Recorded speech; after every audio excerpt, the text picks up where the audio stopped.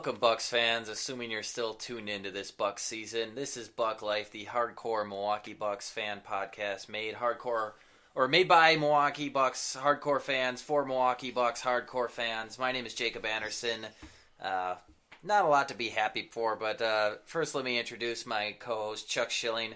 Chuck, how was your Christmas? Let's stay a little bit positive here to start. Christmas is good. Christmas is one of my favorite. Or Hanukkah, or Kwanzaa, Festivus, whatever you celebrate. I celebrate Christmas, and whatever you celebrate out there, hopefully it was good. It's always nice to me. I've never been one. When I was a kid, I loved getting the video games, but it's always been about family to me, getting together, eating a ridiculous amount of foods. My grandma's desserts, no longer with us, but I actually took it upon myself. My wife and I made a couple of her desserts, and that was good. And, that's good because in the sports world right now, including the Bucks, not a whole lot positive to talk about. Unless you're on the tank, which I think we both are. So there is some positive there. Well, I am on the tank bandwagon, but, given some of the recent things that have happened with the Milwaukee Bucks franchise, I honestly don't even know if I can get excited for just about anything right now. We're going to get into a litany of things. Do want to mention no guest this week. We kind of pulled this together late, and for any of you out there who are Packer fans as well, we're doing this just after the Packers just got their faces kicked in by the Arizona Cardinals. So if we sound a little bit more down than usual, just realize it's because we're a little bit groggy after that. Yeah, I mean, everyone knows what's going on with the Bucks, and it's not so much the wins and losses, it's the entire big picture because, if anything, I'd want them to have gone 0-6 since our last episode, not 2-4. But it's some of the off-court stuff that's really got me down about the Bucks. And then, the Packers game's certainly not helping anything. I have to imagine that most of our listeners at this point in time are probably of the hardcore variety, and all the casual fans probably not tuning into a podcast right now, which is, that's the Bucks' own doing right there.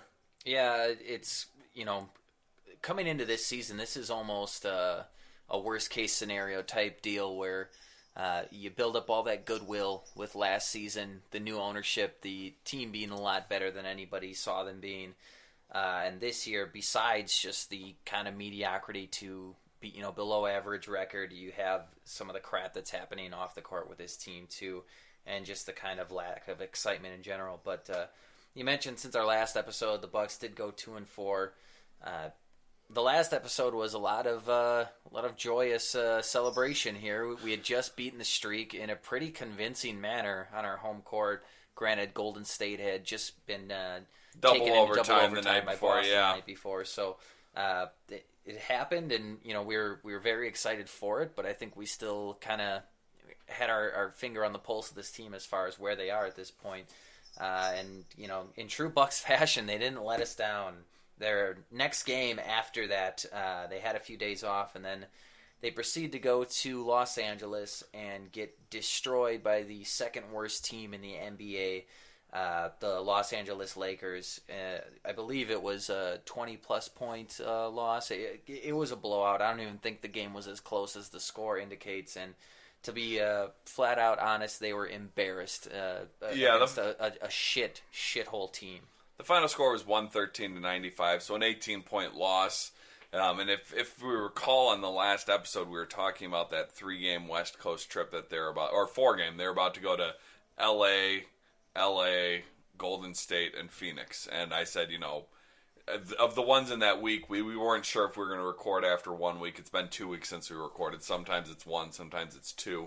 But my thought in those first 3 games was probably 1-3, with the only win being the Lakers. I said, there's no way they're going to lose to the Lakers because the Lakers are just absolutely terrible.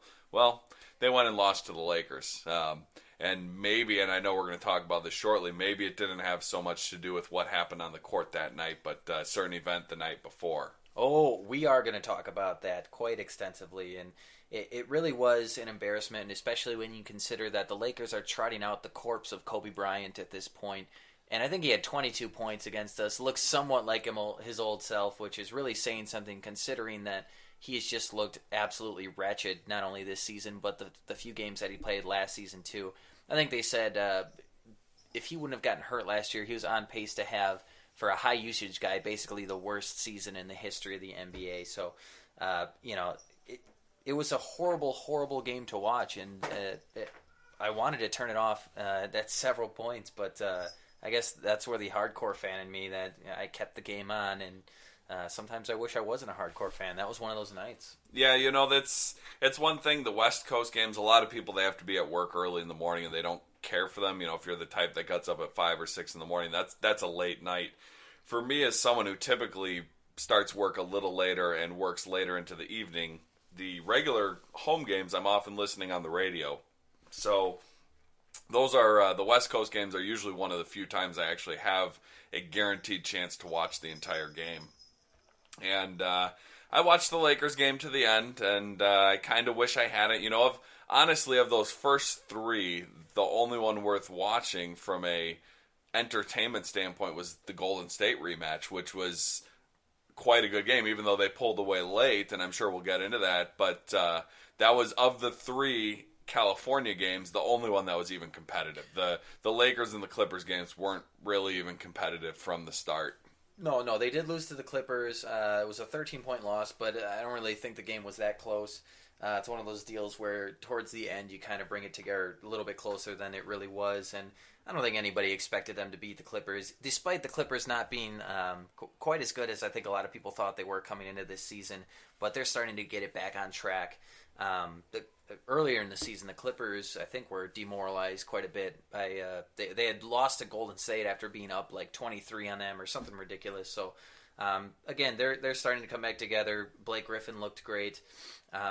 Again, pretty expected loss. The unexpected thing, which the Bucks continue to do, I think, for pretty much the better part of more than a decade now, is they can take these great teams and bring them to the brink. So, the next game, as you said, they play Golden State, and they were leading most of the game. They led, I believe, more than 80% of that game. They were leading until about 6-8 minutes left. I don't remember the exact turning point, and Golden State ended up winning by 9, but that game was probably closer than 9 points. That was, the Bucks were ahead. I think they were up by 15 early on. They were up pretty big early on in the first half. I don't remember the exact point differentials, but I remember them being up big, and then kind of it was actually very similar to the game in Milwaukee, where we were up big early. At the end of the third quarter, we had a 3-point lead, and the game at home, I said, "Oh no, this is where Golden State does it, and they're going to take it off." The ball to drop. And in the fourth quarter at home, we locked them down. Greg Monroe really, really abused them inside. And this time, it went the other way. We couldn't hit a basket, and they just started hitting their shots, and they pulled away. Well, and I do want to bring up, because, I always say I hate when people complain about officiating, but holy cow, there was some really, really questionable calls in that game. And I think that'll probably be the last game this season where I know I said it was the home game against the Golden State, but I think that'll be the last game this year where I'm getting pissed off that we're losing, or getting pissed off over us not getting the W at the end. It was kind of interesting. There was all that bad blood after the Golden State win at home going into that game, the rematch, and Draymond Green, being an instigator, decided to call out Michael Carter-Williams for playing with no class because he stared down the Golden State bench after kind of a game-sealing dunk. And then there was an incident at the end of the game where O.J. Mayo was it looked like they were kind of just being gracious to each other, OJ and Draymond, and apparently he told Draymond Green that if you want to call somebody out for not playing the game with class, you need to learn how to do it yourself first, which I thought was tremendous of him to say, a nice thing to do as a leader of the team. And then he kind of tapped him on the back of the head, not like a hit you kind of tap, like, you just learned your lesson kind of deal, and Draymond threw his arm away and acted like the petulant child that he is. So that was funny to me at the end of the game, and I think OJ was right. Draymond Green, for as great of a player as he is, and trust me, he is a great player. He's a stat stuffer, and truly, truly underrated. Well, maybe not so much this year. He's starting to get the... Yeah, I think he's starting to get the recognition that he deserves. But yeah, he has... He's an instigator. Yeah, he is, and it's good for OJ Mayo sticking up for his teammate. You want to see that. As much as we want them to lose, you still want these players to get along. OJ Mayo's probably not part of the long-term plans of the Bucks. At least I hope not. But you do want him to defend his own teammate, because if they're not defending each other, if these guys don't want to play with each other, that's a sign of a bigger problem. So it was nice to see that, stick up for your guy in the locker room. And like you said, as good as Draymond Green is, definitely need to. He definitely is an instigator at times. He can be a little punk, Well, and it's funny because we won't spend too much time on this, but he got mad because Michael Carter-Williams dunked and then looked at the Golden State bench. And in this game, when he hit a huge shot towards the end, and it was pretty much the clinching or the dagger type shot, if you will, did the exact same thing. Not only stared down the Bucks bench, but opened that giant mouth and flashed his ugly teeth at his, and put this big grin and yelled something at him. It's like, and he does that a lot. Golden State being the defending champion, they get in a lot of ESPN games, a lot of TNT, a lot of NBA TV. So a lot of times, you're sitting at home. I don't know how most of our listeners are. I guess a lot of you are hardcore fans, at least Bucks fans. But for me, if I'm just sitting at home, I'm going to try to find a sporting event on, or my other go-to is Impractical Jokers. Watch that if you don't. But I come home after work, I flip on ESPN or TNT, find a Thursday night game, and he's always, he makes a block shot or a steal or a big shot towards the end of the game, and he opens his mouth and he's jawing away, and I personally don't have a problem with that as long as you can't get mad when the other guy does it. That's my problem is the hypocrisy. I've never been one. I don't care if you celebrate. If you hit a game-winning shot, dance all over the court like an idiot if you want. I hate that the NFL penalizes that so much like they do. If the other team doesn't want you to do that, stop them. But you can't have it both ways. You can't be a little punk when you hit the shot and then cry like a little bitch when the other team does it back to you. Pretty much my exact take. Like, it's the old thing, if you can dish it out but you can't take it. And there is this thing with Golden State as a team where I think they're trying to, maybe just to keep their competitive juices flowing, but create some sort of thing that they're not respected around the league, or that they're continually disrespected, which I don't think anybody buys that for 1 second. I mean, all the national pundits, people are fawning over this team and the style of basketball that they play. So, again, perhaps it's just something to keep themselves motivated, but I thought it was pretty Bush League of Draymond Green. And again, he's one of those guys that I think if he's on your team, you love him to death, but any other team, he's your most hated player. Yeah, you've seen players like this over the years. Rasheed Wallace, Meta World Peace, or whatever he's called nowadays. Dennis Rodman. These are guys who do all the little things in the game. And they really get under your skin if they're not on your team. But if you're watching them and you're actually rooting for them, either on your team or maybe via proxy, they're just the team you want to win. You get to the NBA Finals and it's Pistons versus Lakers. Well, I don't really like Detroit, but that year I was rooting for Detroit to win the championship. So there's definitely he's not the first player to do this, and you see it in every sport. There's always those guys who are just kind of a pain in your ass if they're on the other team. And you'll love them if they're on your team and overlook all the little things that they do. So he's definitely one of those to me, which, hey, it's fine. But like we both said, just if you're going to dish it out, you better be expecting to take it back, because people who get competitive, if someone does that, if they show you up when you win, you're going to do it back. It's human nature. Well, after proving that the Bucks are maybe Golden State's kryptonite in this league, some people thought things were looking up. They go into Phoenix, a place where over the past 30 years or so, they've had almost no success. In the last couple years, they've actually won their last two meetings there now after losing. They lost 20 I think it was 23 in a row, if I recall. Yeah. I don't remember the exact. I know every year we saw, this they've lost this many years in a row, this many years in a row, and it was a lot of years. It was essentially longer than either of us have been watching the Bucks games, because it's going back to the time when we were little kids.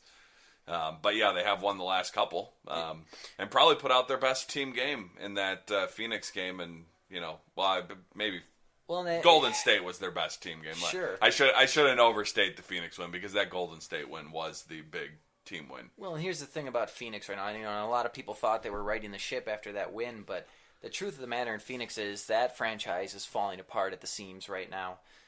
They have this beef going on with Markieff Morris, who's maybe their best player at this point. Or he was one of their best players, but he's kind of gone into shutdown mode when they traded away his twin brother, and he pouted about it.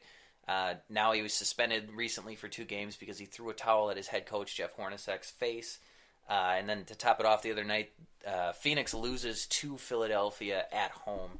So that team is just in shambles right now, and they kind of look like they're going the way of the Bucks, which is kind of on the tank bandwagon. And that particular game, it brings me a little bit of joy to see Brandon Knight play like a steaming pile of white dog shit. Yeah, and Michael Carter-Williams had the steal right at the end to kind of seal the game, and it was, I don't know that I've said it on this podcast, but there's a German word Schadenfreude, which a lot of people, there's no English translation for this word, but the word Schadenfreude in German means to take pleasure in someone else's suffering, which sounds like a very German thing to do. I can say that because I'm about 50% German.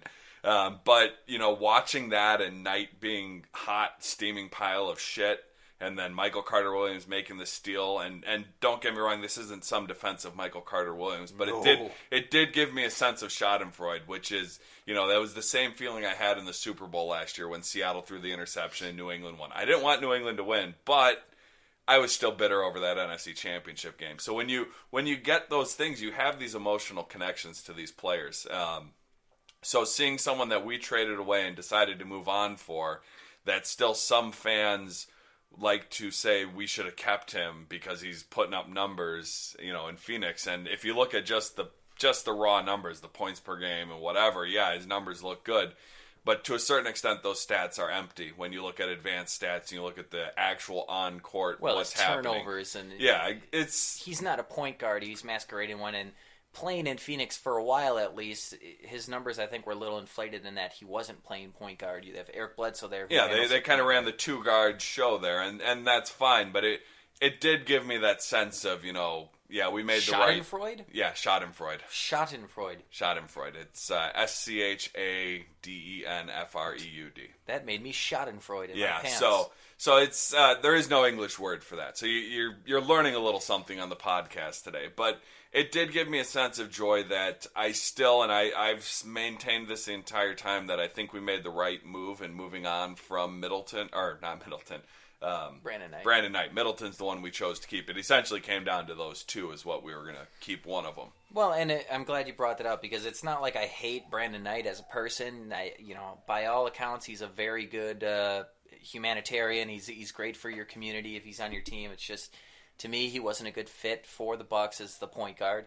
And seeing him play again, despite hearing everything about his numbers and blah, blah, blah, it was almost immediately vindicating to see, yep, he's still the same guy. You look at the box score, it may look great, but when you look at the results, it just doesn't add up.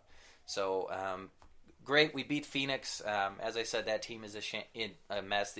You go to a team that's also in a complete shambles right now, and I don't even know what the hell I wouldn't even call this a team, but the Bucks just have an exhibition game, basically. They were the Harlem Globetrotters, and the Philadelphia 76ers were the New York Nationals. The Bucks destroyed them. It was a highlight reel type game for Giannis and Jabari. Jabari was 8 of 9. Yeah. Everyone on the team, I remember looking at the box score. I actually didn't get to watch this game because I was quite busy working.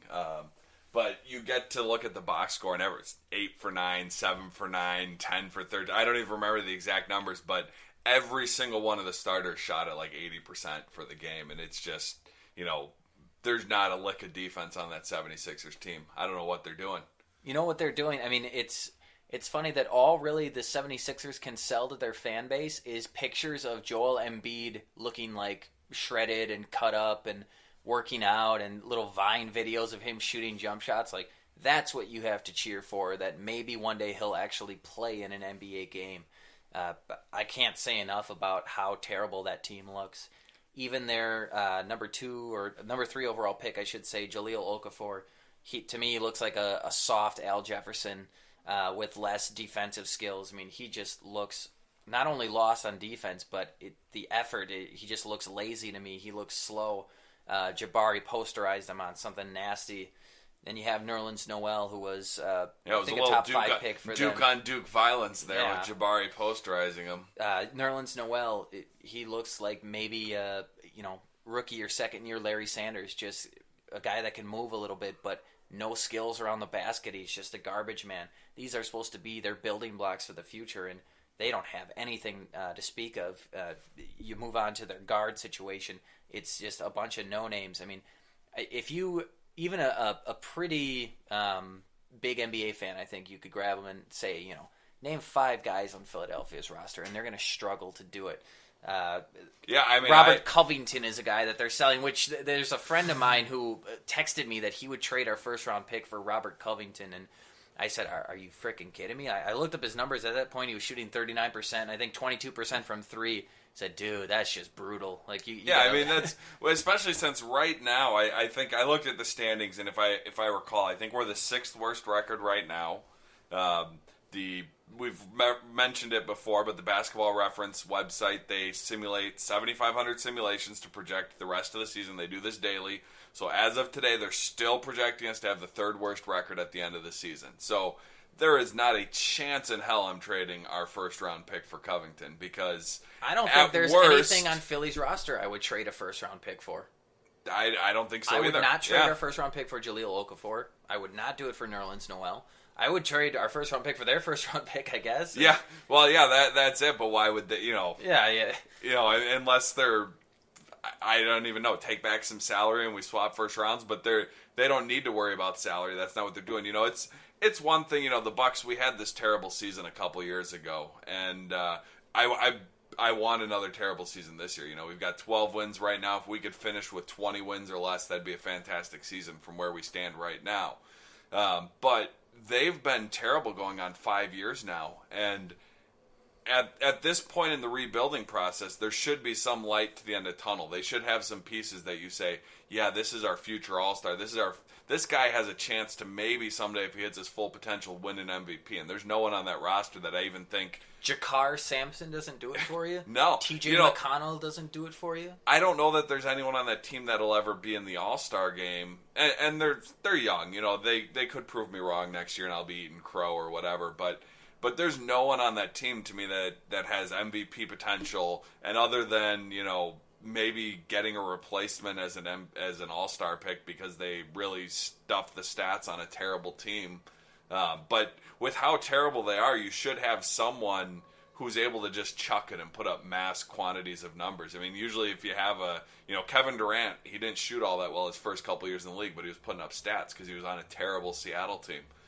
And no one's even doing that. They're just abysmal on all aspects of the game. Their GM Sam Hinkie, he has made this gamble that he was going to just acquire picks, and it's tough because I want the Bucks to do a similar type thing, not as all out and gung ho as they are in Philadelphia, but it kind of it hurts my argument to casual fans or to just I guess fans of the team in general that's what we should do because.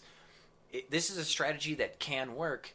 It's just they're making the wrong picks. They're like the acquisition of all these picks is tremendous, unbelievable. But when you pick absolute garbage players time after time, and then some of it has to do with luck, Joel Embiid being hurt, although you could argue going into that draft that he had the injury history, not necessarily the injury that he obtained, but just general injury history. I was high on Embiid going into the draft until the injury. It was about a week before. Shortly before the draft, he had that injury, and that really scared the hell out of me because I was, we got the rumors from the front office that we were going Jabari Parker no matter what. Even if we had the number 1 pick, I think they wanted Jabari Parker. I would have wanted Wiggins, as you would have, but that choice wasn't ours. But I wanted Embiid second, and maybe even Jabari fourth, because I liked Exum, who hasn't really done anything either. He's also got hurt 20 Yeah, exactly. So the injury really scared me away, and I think Philly made the mistake. And I mean, it's a risk, and maybe it'll still pay off, but I think that was a mistake. And it's one thing like you said, I want to get these picks. This year I want to get a top 3. Top 5 pick at worst for the Bucks next year. That'd be a nice piece to add to the current roster. But you have to hit. You can't pick players that turn into total garbage. And sometimes it's a crapshoot. You get these guys who you think are going to be a sure thing, but they've been picking way too high for too long to be in the situation they are. Well, and just make the right picks, and maybe you can be in Oklahoma City, formerly Seattle. that team was constructed of first-round picks. At least all of their main pieces are first-round picks. Yeah, that Durant, Westbrook, Harden, Yep. Nick Collison. They had a slew of Serge Ibaka. Really, the only player they traded for when they made the finals was Kendrick Perkins. They traded Danny Green for Kendrick Perkins, if I recall. That was the trade with Boston. I'd have to look at. I think that was a trade. There were probably some other lesser pieces in there, but I think the main piece was Danny Green. Jeff Green. Jeff Green, not Danny Green. Yeah, Jeff Green. Had the right last name. But yeah, so that was really the only player they tried to make a move for to put them over the top, and they did get to the finals and didn't win, but most of their guys are homegrown guys. Well, and Jeff Green was a person that they acquired with it was Ray Allen trade that they got a high pick for. So again, that can work. There's for having Philadelphia being as awful as they are, all you have to do is say, look at Oklahoma City. As long as if you do that strategy and you make the right picks, you can be a contender. Golden State. Golden State's all homegrown. They traded for Bogut, but most of their players they've drafted Klay Thompson and Steph Curry. Certainly their two best players, and then Draymond Green.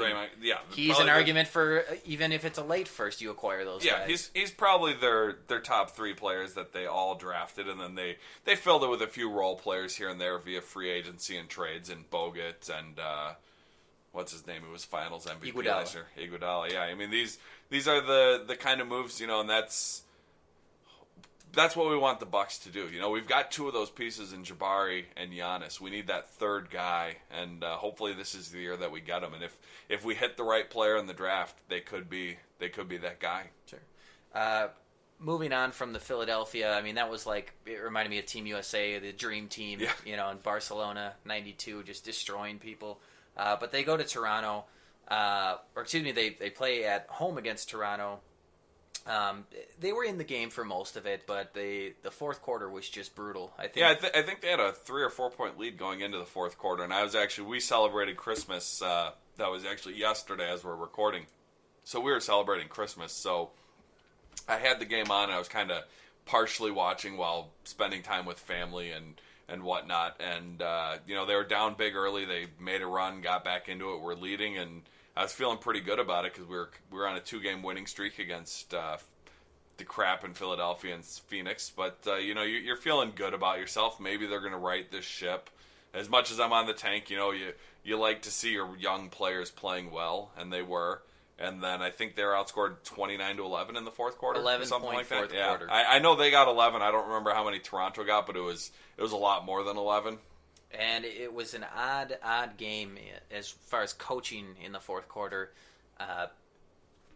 Greg Monroe was kind of the guy that helped them get that huge lead. They brought John Henson into the game, which, hey, I'm all for it. He needs to play more for the contract that he was given, but from that point on, they didn't put Greg Monroe back in the game until they were down 9. So there was a strange coaching decision, and just overall, there were some weird things about this game. Giannis took 5 shots in 36 minutes, and we're going to talk about this in a few minutes here too, but something just doesn't seem right there. Even if you're timid to play that many minutes, either he was being frozen out or he's intentionally just deciding not to take shots. But we're going to talk about that more. So that's kind of what's happened since we recorded the last episode. But the first thing we talked about was that Lakers blowout loss, who just an absolutely brutally terrible Lakers team. And it was reported by TMZ that... I think it was the day after the game. I think we heard about it the next morning. The Milwaukee Bucks... or members of the Milwaukee Bucks were seen at an LA area strip club well past 2 o'clock in the morning, the day before, technically the day of the Lakers game, with just a few hours before they would have had to report for shoot-around. This, to me, is embarrassing as a fan, and I'm surprised more people weren't pissed off about it. Now... I'm not going on some crazy Christian crusade against strip clubs or something like that. I could care less. I think strip clubs are stupid, but I don't care if people spend time there. I don't care if people work at a strip club. I've only been to the strip club 3 times in my life, and one of those times you were there. Really? Yeah, for Oh, Zach Grimm's Zach's bachelor party. bachelor party, Zach, yes. who my brother-in-law, who works for the Wizards, And that they had some of the finest women West Dallas can offer. Yeah, for anyone in the Milwaukee area, it was good old. It was Crazy Horse at the time. I think it's Heartbreakers now or Brooklyn's. They're changing their name like every month. Bullet wounds and bloody feet. But yeah, I've only been to a strip club a handful of times. That was actually the first time, and you guys, you and your wife stopped by to wish Zach well in his wedding.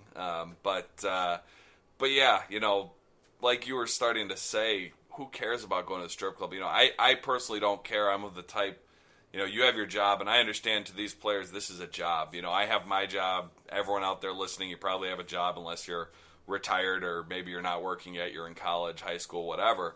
But it's a job for them. I get that. So you need to relax in your off time. But the moment that affects your job, if I showed up to my job, I'm self-employed, so this is kind of a lie. But if I showed up to my job drunk or hungover, I'd probably be sent home, at minimum sent home, possibly fired. Again, I'm self-employed, so I'd potentially lose clients out of my own job. But there'd be some sort of ramification. Yeah, exactly. And this is my issue.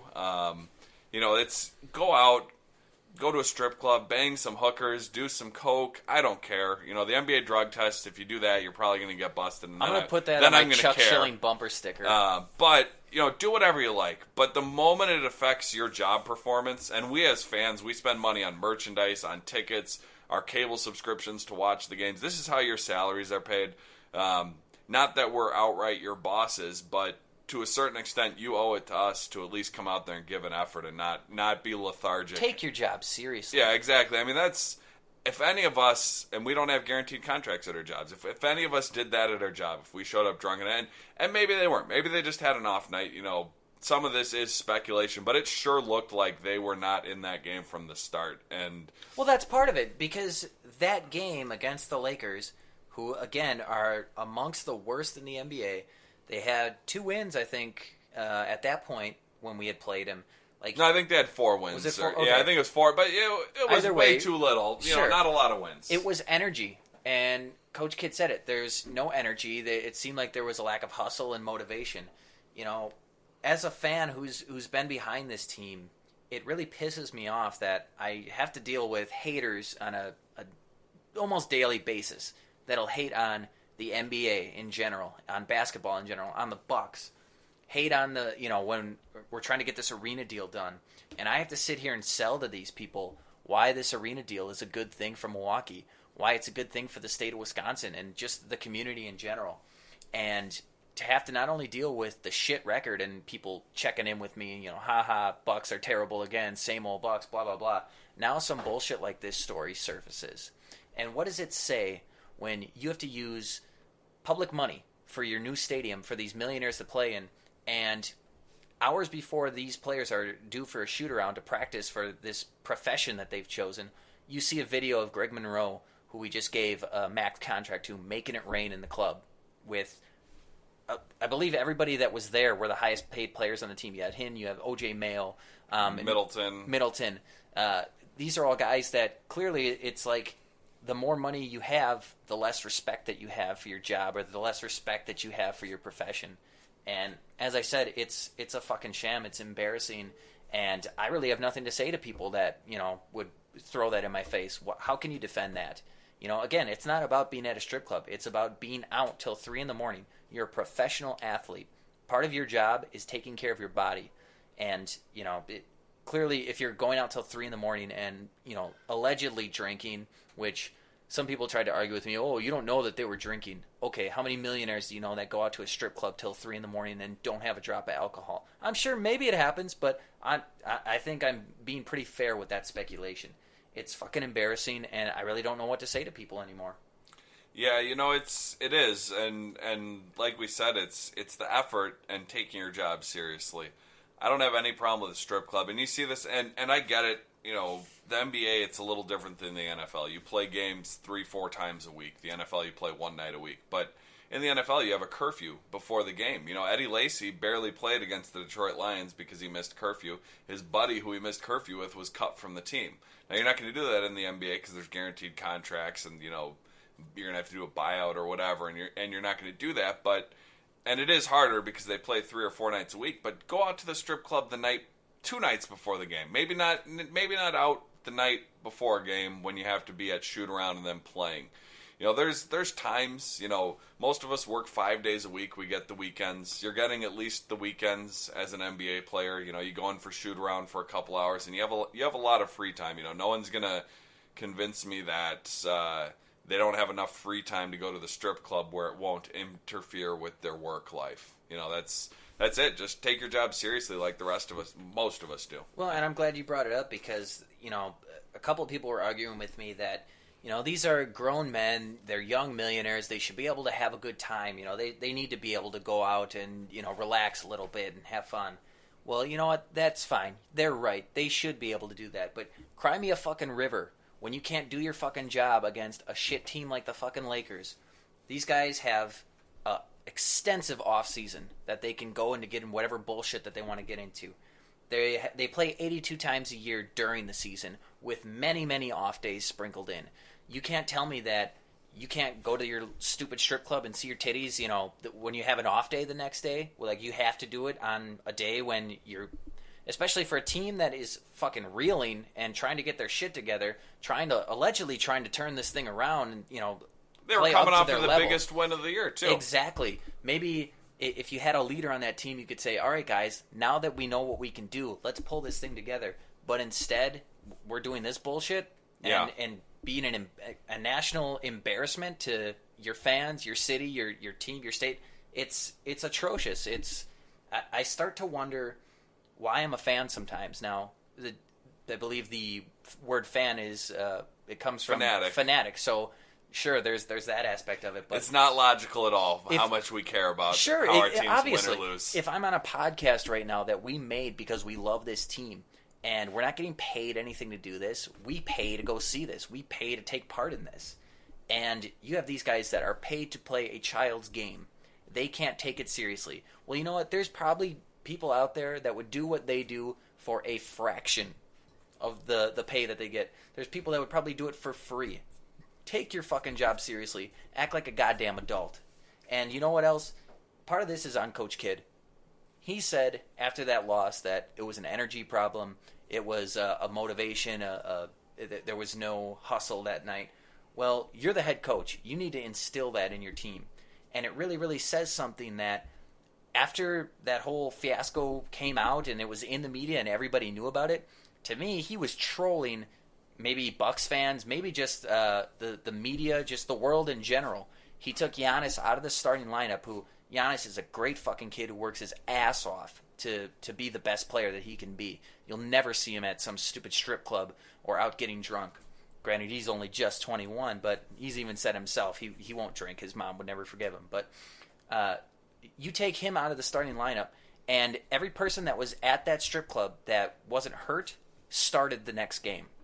And that includes a scrub of Miles Plumlee. And what does that say if you're the head coach and that's what you're trying to tell the world? It's not a big deal? I mean, is that what you're trying to say? Or is it just say that I don't give a fuck either? Because to me, that's what it says. You don't give a shit.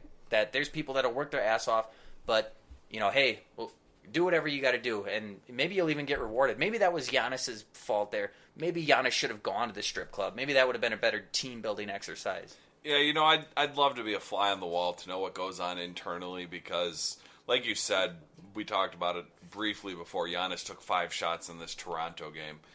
For how good he is and how much he's improved, he's not getting the ball enough this year. He's very good at passing the ball. He's improving his jump shot. He's good at getting to the rim and taking his man off the dribble. He's playing really good defense for the most part this year.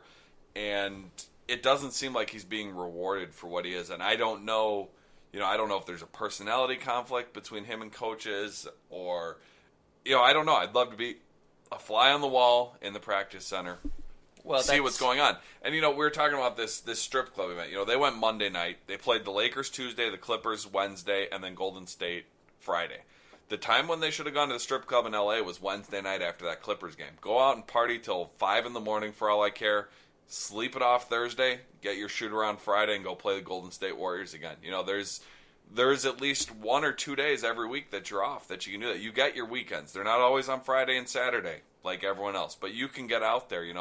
Is the strip club going to be any different on a Monday night versus a Wednesday night?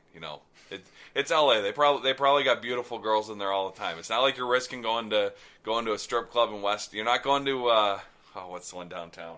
The one that Mickey Davis. Oh, Arts. You're not going to Arts Performance on a Center. Tuesday afternoon.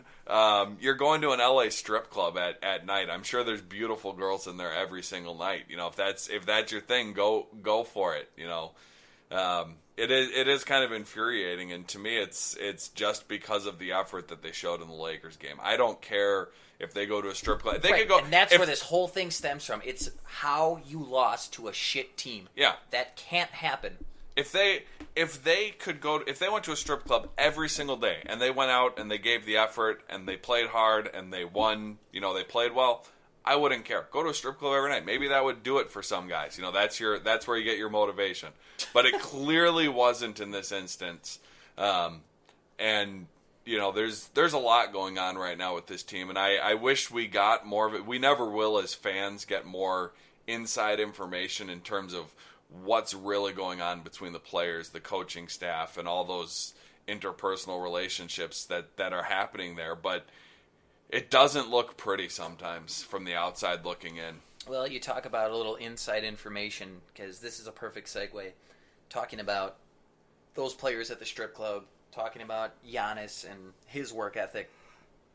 There was a story, I want to say it was by, who's the Grantland guy? Zach Lowe? Zach Lowe. I'm pretty sure it was Zach Lowe that supposedly at some point last year, Giannis and Jabari got into it in practice, and Jabari called Giannis selfish. Yes, that was Zach Lowe that wrote that article. Okay, and to me, it's just absurd to hear something like that.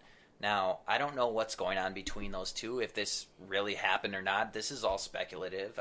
I don't think Zach Lowe would run with this piece if there wasn't No, he's some one of the semblance. best. He's one of the best reporters out there. If he says it, there's at least something there, and maybe it was maybe he didn't get the whole story, but there's definitely something there in my mind. It's crazy to me because we as fans watch the games, and you see Giannis out there, and one of the complaints that people have about him is that he's too unselfish, that he needs to be more assertive with the basketball, shoot more, look for his own shot more. So to hear that a teammate and somebody that you would hope as the two main pieces would be on the same page to call him selfish, it just seems crazy to me, especially when you play with guys like Jared Bayless, when you play with guys like Greg Monroe, who clearly... Last year, Brandon Knight. There's plenty of guys that you could call selfish over Giannis, so I don't like hearing that kind of thing, but I'll put my my foot down right now. If there's some sort of rift between Giannis and Jabari, I'm in the Giannis camp all the way. Jabari, hey, this is the guy. You need to get behind him or get on the same page with him. He's not selfish. You can't tell me he's not selfish. You can't tell me he's not a hard worker. And this goes with Giannis getting benched in favor of the strip club douchebags. I'll see regularly on Twitter after a Bucks loss, it'll be some beat writer that's leaving the Bradley Center and he'll tweet out a picture, say, "Oh, Giannis is out here shooting after the loss." He has the desire to be great. So to say that he's selfish, I'm just not buying it. I think it's bullshit. And if that's something that Jabari said to him, maybe it's because he's a little jealous of all the publicity that Giannis is getting and being kind of like the face of the Bucks, despite Jabari being the number 2 pick and that. I don't know. Again, that's all speculative on my part, but and the article made it sound like it was something in practice, so maybe there was something going on in practice. I don't know. We certainly don't see it on the court. On the court, he's not taking bulk shots. He's, every now and then I feel he does from time to time force up a shot where he kind of goes to the hoop and he should kick it out, and he tries to force up a shot, but I don't think I've ever once watching him on the court thought, oh, there's a selfish player. Whereas you have, like you said, with Jared Bayless, with Brandon Knight, with Greg Monroe, whoever, Monta Ellis, Steven Jackson. We've watched a lot of selfish players in Milwaukee over the last 10 years. And Giannis, to me, is not one of them. Like that's I just don't see it, and that was reported. Well, and you can look at the stats. Look at his advanced stats. Look at the usage percentage. Look at his his true shooting percentage, they all show that he's not a selfish player. Yeah, and the report was that this was last year, so, you hope that this is behind them. Jabari's coming off an injury. In my mind, Jabari's looking better every game. His jump shot is starting to fall. He posterized someone in that. He's still going to have to sell me on Jabari Parker, but we could talk about that later. That's another debate. But to me, I'm not worried about what I get out of Jabari this year. It's more next year what I see out of Jabari. But he is, from a health standpoint, to me, looking better every game, and I don't kind of cringe every time I see him go up for a dunk and fall over, worrying that he's going to re-injure that knee. I think we're there with the health, and we just got to get there with the basketball and the team. But yeah, if you made me choose between Giannis and Jabari, I'm going Giannis all the way. I've loved Giannis since he was a rookie. That was one of the reasons I essentially stopped listening to 1250 when Bill Michaels at the trade deadline his rookie year, when we were terrible. We finished that year with the worst record in the league. And Bill Michaels on trade day says, when you have 7 wins or whatever we had at the trade deadline, it might have been 12. I don't even remember. But he says, when you have that, everyone should be on the trading block. And if Giannis gets you back a piece, we should trade Giannis. And that was the last time I will every now and then flip on, the day after the Hail Mary that the Packers won, or after the Golden State win. When something big happens, I'll still listen to sports talk radio. But that day really pissed me off. So if Bill Michaels, if you ever listen to us here, which I highly doubt, but that is why I stopped listening, because on the rookie year at the trade deadline, you suggested that we should trade Giannis if the right trade was there. And unless we were getting LeBron back, the right trade wasn't there. There was no trade worth Giannis. It's funny. I think that's just your definition of a contrarian viewpoint. Giannis was the guy that everybody universally was saying, free Giannis. Let's let this guy, let's hand over the reins now. Even though he's not ready, let's do it now. It's like, just because everybody else was saying it, he had to be the guy to be like, well, no, it happens a lot on that station, I've noticed. Not to get too far off topic, but contrarian. Those of you guys out there hating on Star Wars Episode 7, come on, let it go. Don't be a contrarian just to be a contrarian. Yeah, just let yourself enjoy a damn good movie. It was a fantastic movie. Yes, it borrowed a lot from the plot points of previous movies, but there are 2 more movies that you got to look at it as a trilogy. And maybe when we're done with Episode 9, we'll all look back and question some of the stuff that we saw here, some of those plot holes. But I think we're in for a fun ride. Stop being a contrarian. Looking at you, Noak. Now, back to Giannis, I was trying to think of times that maybe he could be misconstrued as selfish, and there's only one instance I can think of, and it was last year in a game where he was close to a triple-double, and I think he had the points, he had the rebounds, and he had like 7 assists, and then you could see in his game that he was clearly trying to get those assists, and Kidd immediately benched him, and Giannis, I believe, copped to that right after the game, saying, I made a mistake, and that's one thing I just love about the kid is he owns up to his mistakes. He doesn't blame anybody else for his misfortune, unlike a certain number 12 in this state that might wear green and gold. But I'm still pissed off about it. Yeah, that's another debate for a different podcast. But yeah, I agree, and he did finally get his first triple-double here very recently. I don't remember. Was that since our last episode? I don't remember what game he got his triple-double. It was the Golden State game, Was it the Golden State game? Yeah, I feel like we did talk about that. So it was like a quiet triple-double. Yeah, it was. 12 points, 10 rebounds, 10 assists. It was a whole team effort in that game, and I wish we could, long-term, I want to see more of that out of the team. This year I want some more losing because we've already dug ourselves in a hole where 7 games under 500. We're winning. I think we've won 36.7% of our games. I'm just going off the top of my head. Real quickly for the Tank Watch, you have the standings as far as our projected record. Yeah, projected on the Basketball Reference, still projecting us to be the 3rd worst record, which gives us a 9. They're projecting us at winning the lottery 9.4% of the time. So you're saying there's a chance? Yeah. So I've got them right here. Obviously, Philadelphia is number 1. They've got them winning the lottery 24.2. Followed very quickly by the Lakers at 20.7. And then we are 3rd at... Oh, no, Brooklyn's at 13.5. And then Milwaukee at 9.5. So we're 4th worst record projection. Which, hey, that's... I'll take a 10% chance at winning the lottery. And even if you're there, you have a 10% chance of winning it. But you have about a 30 or 40% chance of moving into the top 3, period.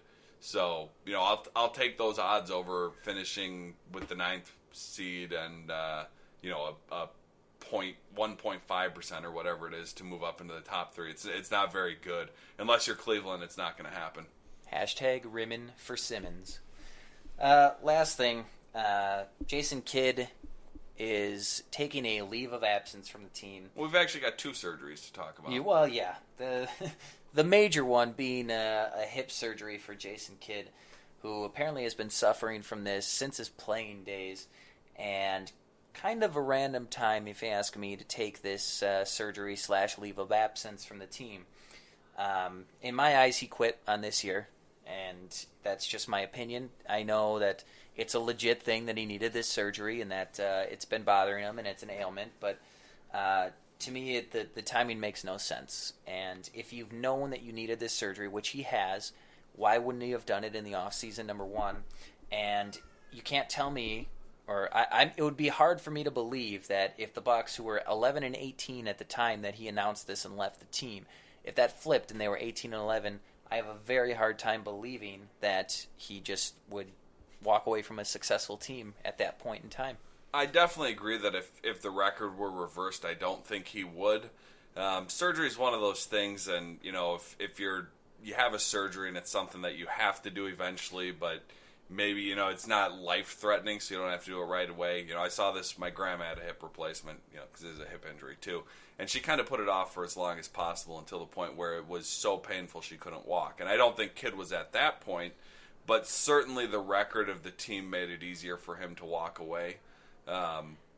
So I think it's one of those things, until you absolutely need it, you kind of put it off, because surgery's not fun. I'm 33 years old. I've got my wisdom teeth. Every time I go to the dentist, they tell me I should get them pulled out because they're halfway in. They've got an exact term for that, but basically the oral surgeon has told me that if they're not causing me any pain, I don't need to do it. It's easier to take them out when you're young, but I'm putting it off. If they ever start hurting me, I'll certainly pull them out at that point in time. So I can understand definitely pull it out. Yeah, I can understand from that aspect that you kind of put off those things, because it's not fun going through the surgery and then the rehab and the pain of the surgery, because my wife's a nurse in the operating room, and she kind of tells me some of these stories when they go in there and they do like a hysterectomy, for example, which is removing a uterus, if you're not familiar with the exact term, but they basically they put a very small cut. This is Chuck's anatomy lesson. Anatomy lesson. So they do as small of an incision as possible, because you don't want scarring on your body. So they try to get as minimal of scar as possible. But once they peel your body open, they just kind of push organs out of the way. And that's why when you come out of a surgery, especially a major surgery, that's not unsettling. There's a lot of internal bruising and pain, and that's why you'll be so tender for a while. And a hip's a little different, because you're talking about a bone on the side. You're not talking about all your internal organs like you would with some sort of kidney or hysterectomy or stomach. Surgery inside your organs is a little different than a bone on the outside of your body, but they aren't necessarily all that delicate once you're knocked out and under the knife. So there is a lot of pain involved in that, and then you got to rehab. And even though he's not playing anymore, so he's not going to be trying to rehab to get back into game shape, he's still going to want to be able to walk, perfectly normal and do the shoot-around stuff and all that. So it is a big task to take the surgery, and I understand putting it off, but I agree that if the records were reversed, there's no way he's doing it now. He's putting it off till the end of the year, and he's going to suck it up on the pain level. Well, I can't imagine it was so high that he had to do it right now. I have 2 questions then that kind of coincide with each other. Is Kidd in on the tank this year? Has he seen enough of this team to know that this isn't what we thought it was going to be? Maybe let's go try to get that next piece. The thought did cross my mind. And I don't know, it's weird, because it seems they're still rolling the veterans out there and trying to win. And maybe they're showcasing them. The trade deadline's not passed. Maybe we get to the trade deadline and we see O.J. Mayo moved for a pick or a young player. Yeah, maybe Greg Monroe gets moved. He can't be moved until, I forget the exact date. Sometime usually in around January 15th. Yeah, it's usually around the middle of January. I'm sure the Grand Admiral knows. But so this is something that we will see in the next month or two if we start trading away some of these veteran players. Maybe we're just trying to showcase them and get some value out of them. But come after the trade deadline, assuming the team performs as we expect it to perform, the young guys better be getting 35 minutes a game. Giannis, Jabari, Ennis. I want to see more of Ennis. I want to see Vaughn out there a lot. And these, particularly Vaughn, he's the one who's not, and Ennis. They're the two that aren't getting enough minutes. Giannis is getting minutes, just not getting the touches. Jabari, I feel, is probably getting the role he needs to get coming off the injury. He's getting 10 shots a game. He's getting more shots. I'd have to look at the exact numbers, but if I had to guess, he's getting more shots a game than Giannis. On a per-minute basis, I'd say that's probably the case. So come the trade deadline, we'll find out a lot about where the front office and Kidd feel this team is. If I had to guess, he's not an idiot. He knows where the team is at, and I would hope he's smart enough, and I'd hope the entire organization is smart enough to realize, hey, this just isn't working right now. We're 30 games into the season now. It's not 10 games into the season, you're struggling, whatever. When Cleveland, or when the super team in Miami, they kind of got off to a slow start, whatever. When LeBron went back to Cleveland, they got off to a slow start. Fine. But we're well beyond a slow start. We are over a third through the season now. We're coming up very quickly on the halfway point. There's no way that anyone could be disillusioned about what this team is. This team is below average. They're not going anywhere this year. Their upcoming schedule is not getting any easier. January is not an easy month on the schedule. It's brutal. They're on a big road trip here. I'm actually going to one of the road games. I'll be down in Chicago on January 5th at the game. I got a couple family members in Chicago. One of them has season tickets, so he many months ago invited me to go to this game with him. So I'll be in Chicago for the January 5th game. Wearing a Jabari jersey or Giannis. I haven't decided which one I'm wearing yet, but I'll be down there in the stands cheering on the Bucks. That's one of the few games that they might have a shot to win with the way Chicago's playing lately. It's one of those things. No one in the front office, including kids, should have any crazy notion that they're going to go on a run and win anything. So, maybe he is on the tank. I think he's a realist. He's not an idiot, so he's got to be smart enough to realize where they are. Well, and hopefully they embrace it. They need to embrace it. The next part of that is, and this was Steve Wojciechowski, who is maybe the best in the business as far as basketball beat writers or just guys that have a pulse on.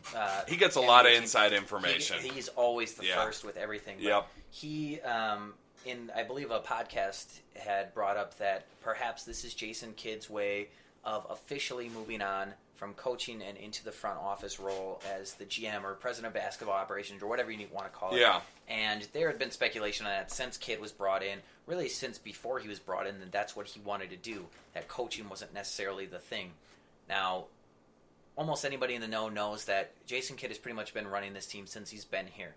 He's not officially the GM, but you can bet your bottom dollar that these moves were his moves in the last year that we've seen.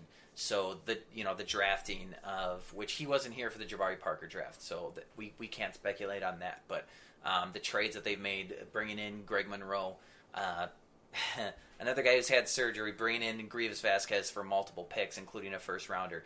These were Jason Kidd moves. So perhaps this is we're gonna have a shit rest of the season. John Hammond will be the fall guy. They'll say, well, we're going to move Jason into the front office. Which is odd because we just signed John Hammond to an extension. Not that the owners don't have money, but... Sure, they're deep-pocketed. And that could be their way of maybe not having the media shitstorm that they're waiting for when it actually does happen. So it wouldn't shock me at all if, as Woj put it, this is the beginning of his escape hatch to the front office where he wants to be, which, in my eyes, is a critical mistake if this ownership lets him do that, because his track record of what they've done since him coming on as head coach, as far as building the roster, is abysmal.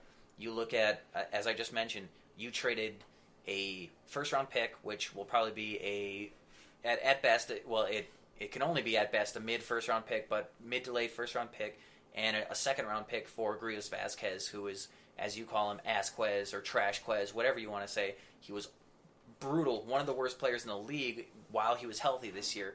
Now he's having surgery. I think he's Going to be out at least another 3 or 4 weeks, I heard. Yeah, I don't remember the exact timetable. Not that we're rushing his comeback. I don't remember the exact timetable, but he's out for a long time, and he was brutal to watch. That's the truth. Part of last year's magical run was the veteran leadership of Zaza Pachulia, Jared Dudley. I wasn't sad to see those guys go, but you didn't really get anything in return for them. And Zaza's having a great year. Dudley came back from his surgery or from an injury a lot faster than they thought he was going to for Washington. But I don't trust Jason Kidd to make these acquisitions because his track record stands alone as being pretty awful. And granted, I think a big part of getting Greg Monroe here was Jason Kidd. I think the other big part was Chris Middleton being buddy-buddy with him. But so far, the jury's still out on Greg Monroe, and I think most people, if you ask them, would say or have that trend more towards a negative is what he's done to the team. He puts up great numbers, but the team, we've mentioned the pacing, everything that happens to their offense, and, God love him, he is a brutally bad defender on the low block. So maybe if we can turn him into an asset that helps Jason Kidd as far as him potentially moving into the front office, but I think it's a huge, huge mistake to do that if you let him into a front office role. And talking about this, him moving into the front office role and Hammond maybe taking the fall for it. Hammond's entire tenure as GM, he's always had someone pulling the strings above him. It's kind of a shame. Oh, yeah. In that, when we see his drafting, it looks pretty good. But then in everything else, you seem like someone is pulling the strings. And even on the drafting this year, it seemed under Cole, Hammond at least got his say in the draft. We got Giannis, we got Larry Sanders, and we got Bamute and all these other pieces, Brandon Jennings, that if you go back and you look at, was there someone taken after that you'd rather take? And you have to look realistically, next 5 to 10 picks maybe.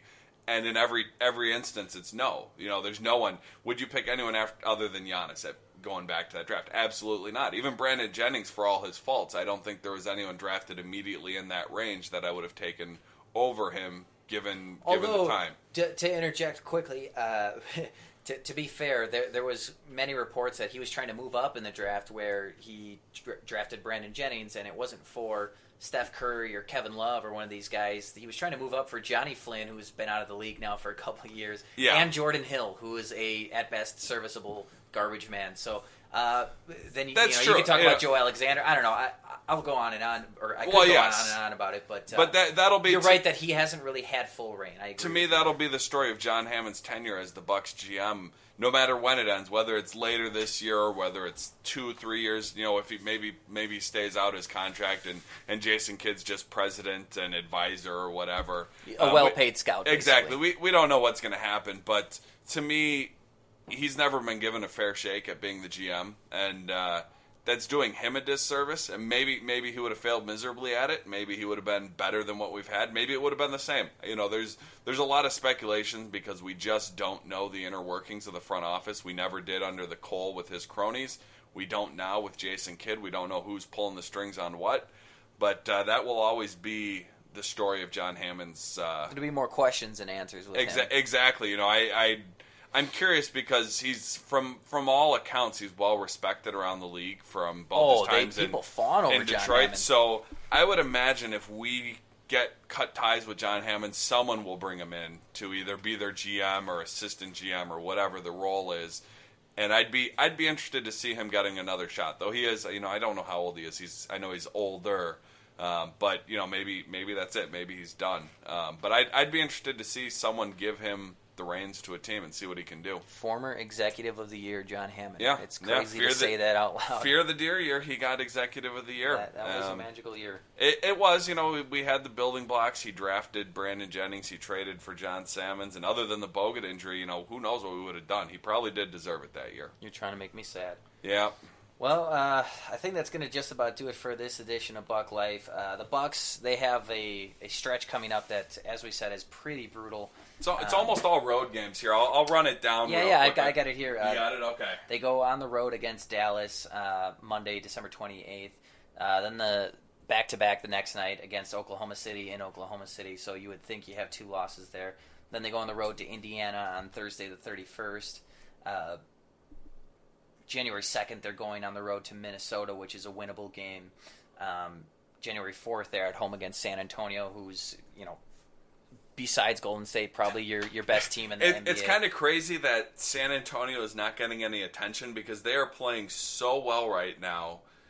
And the only reason no one's talking about it is because of Golden State's historic start. Yep. Because in any other year, San Antonio is having an outstanding year. I mean, they're right up there they're on pace with some of the all-time great records right now, but they're overshadowed by Golden State being 28-1. Yep. And then right after San Antonio is the game I'll be at in Chicago against the Bulls. Yeah. So I mean, by the time we record our next podcast, the whole tank thing could be beyond like get on board. It could be a universal thing at that point. So in my eyes, with any luck, that's where we'll be at. But hopefully, it's we're at that point. We're kind of admitting the defeat. We're seeing Tyler Ennis. We're seeing Damian Inglis, Rashad Vaughn, and those guys start to take minutes, or maybe there'll be a trade or something. But as we said many times tonight, it's what's happening right now, both from a development standpoint and just from a win now standpoint, is not working. So hopefully something changes one way or the other, and I'm sure we'll have a lot more to talk about. Yep, that'll do it for tonight. Have a good one, Bucks fans, and let's keep this tank rolling.